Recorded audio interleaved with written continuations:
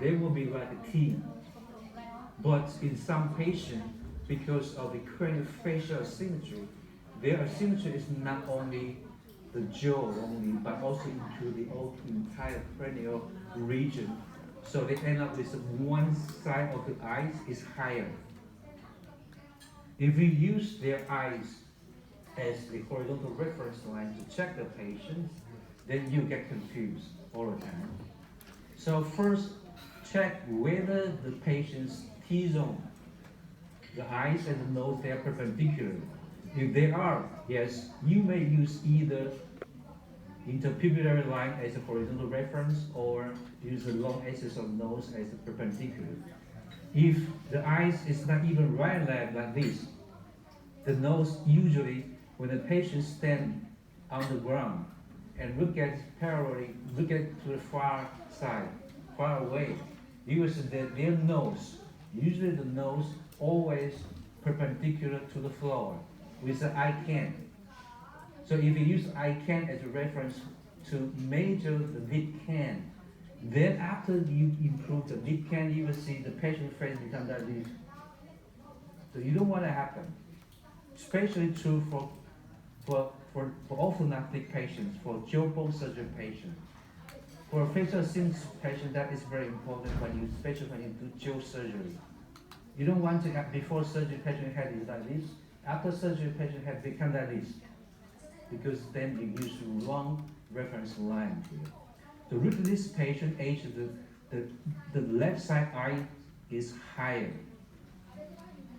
So if I rotate the patient head, then you will see the lid can maybe the correct can that it should be. So make sure that you examine the patient's T-zone first. And also look at a CT scan as well.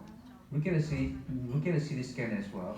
So make sure that the long axis, the midpoint of the nation to the anterior nasal spine, they are perpendicular to the floor. And then in that way, you examine the occlusal canyon and the chin deviation. So always, if the T is not perfect, then always use nose. Do not use interpupillary line. So this is intraorally. She was a class 1 anticrowding denomina discrepancy. You can see the lower denomina because low crowding, the lower denomina was to the right side, although the chin actually deviated to the left side. So our plan is remove upper first bicuspid. Lower 36 was a residual roots, and we're gonna remove number 44 as well. We're gonna use lower left trace for molar protraction. So this is upper and lower tooth extraction. Remove that and then keep aligning the lower dentition and also the upper dentition as well. The 2 months alignment and leveling of that. And then upright the molar as well. And upper space closure with nine coils and intruding lever arms. This is what I always do for the MS retraction. In upper space closure with nanocoil spring and intrusive lever arm, keep going for that. In lower upright spring, although the space been closed, but you can see the lower incisor pretty retropine. So you want to keep intruding the lower entities with the intrusive lever arms. And that was 3 months, and was a TPA inside there in order to control the intermolar width. And the lower molar protraction with the protraction spring together with the lever arm. You see now this time I use balancing right and left both of the lever arms so that you won't create the occlusal cant at the lower anterior. So 5 months, 37 have buccal version HSC. As I say, when you protract, the molar tends to move forward and also move out as well. So you gotta have the lingual organ now get in there and decrease space. Usually you see a little bit space left like this. Finally, you see in the final few months, you were not able to close that space because the molar keep going out. The arch perimeter keep increasing, so the space cannot be closed. So when you see that, that is the time to put the lower lingual arch constriction. You put it in and pull the molar back. Once you pull the molar back, the arch perimeter will decrease and the space will close by itself. So be careful to find a 1 or 2 millimeter space when you do molar protraction. 6 months, you see, once I started to do lower arch constriction, the overjet increase, and you look at the space, in 1 month disappear because the arch perimeter decrease.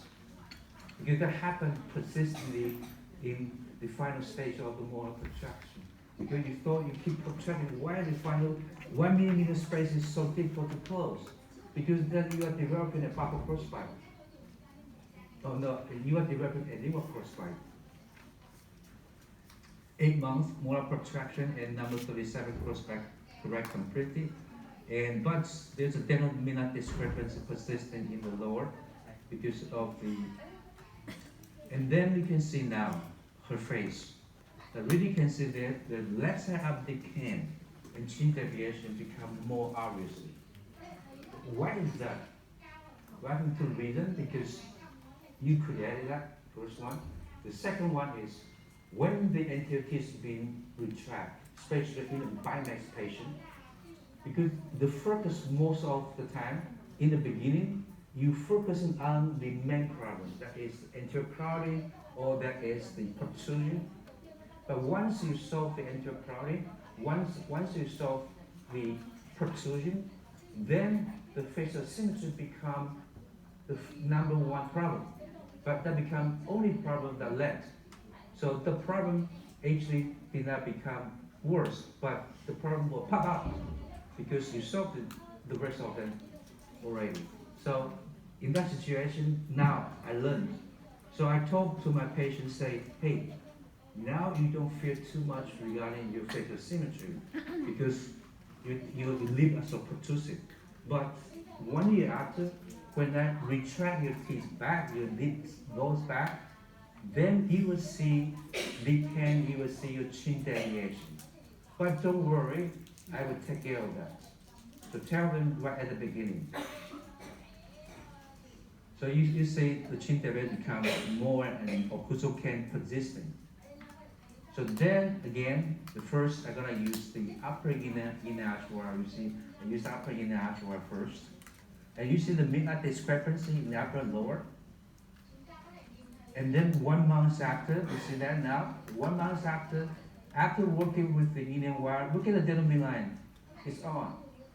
So I told you, correct the can before you work out the dental midline. Don't waste your time on using minuscule to correct the dental midline because you're not able to really correct it. And second thing, you got to create a canting that I did before. So I've been through them, so I'm telling you the good advice, a sequence of treatment will be improve and correct the occlusal canting before you get into the dental midline.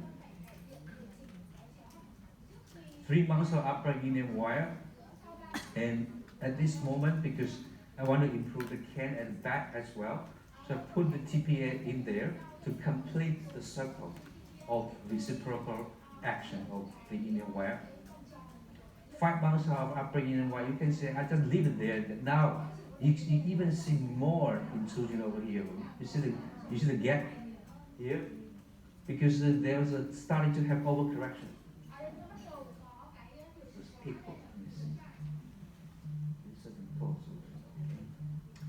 So you can see the comparison of at the beginning that we use the inner wire, and after 5 months of the inner wire working at it, you can see even now you can see overcorrection, isn't it? So that is good.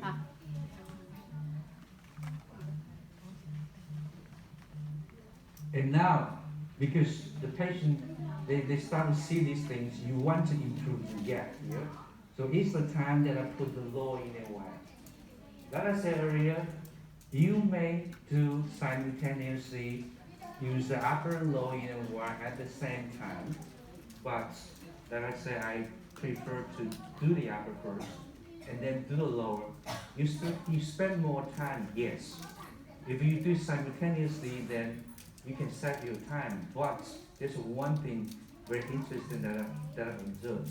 If you correct the upper and occlusal cans at the same time, his teeth are moving inside the bone, right? So you don't have a chance to improve the facial symmetry, the chin deviation. Think about that. You have a can like this, okay? You extrude the left side, yeah, right side for you. You intrude the right side for you and correct the can like this. Okay, this upper you have correct can. So you extrude right side into left side. When you extrude right side, you see it's pushing mandible, right? It's pushing mandible. So when you push mandible, you got a chance to change the contact position. Okay, you got a chance to change contact. But I cannot prove it because when I look at my patient, for those patients that I did it simultaneously, there's no improvement of the facial symptoms. Do you remember the 33 years old lady that I did simultaneously? And after that, she had persisting lip can, chin deviation still there. And then in some other patients, I observed that if I correct the upper first, then the lower, I can see some improvement of the chin deviation.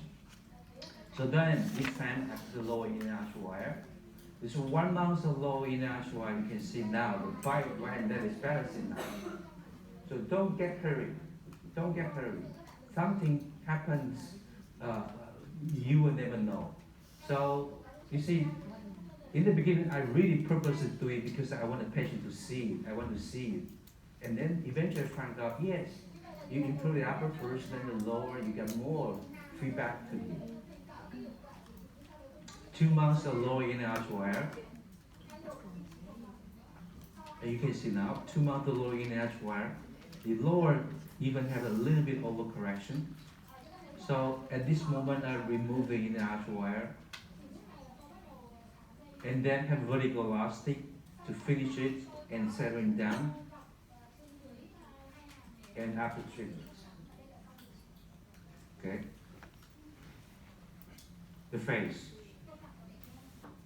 Okay. She still have an eye can, but look at the nose is perpendicular to the floor.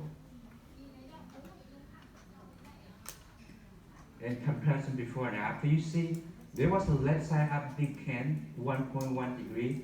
Now it's 0.3 degree. It's almost gone. And look at carefully the chin point relative to the yellow line here and there. You will see the chin actually went back to the center. In the back, you may stand up to see that clearly because it's a bit low. There you can start. I just keep this slide here to let you see. So actually the chin goes back. Well, did I see that right in the beginning? No, I didn't see it right in the beginning because I thought that wasn't possible. I thought that wasn't possible. I used this case actually for the other purposes and not for these purposes. But I'm taking this case for the here to show you there's something that I missed before.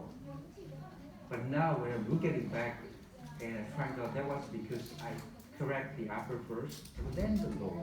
Give the chance of the contact to reposition. When they smile, you can see the left side up occlusal can was 1.7 degree and now became 0.0 degree, almost zero. That means you have been well leveled. So the good smile up and better amount of the upper incisor is shown after the treatment. So look at the CT scan. There's a before and after. You can see there's a little bit improvement, not that much. But did I know that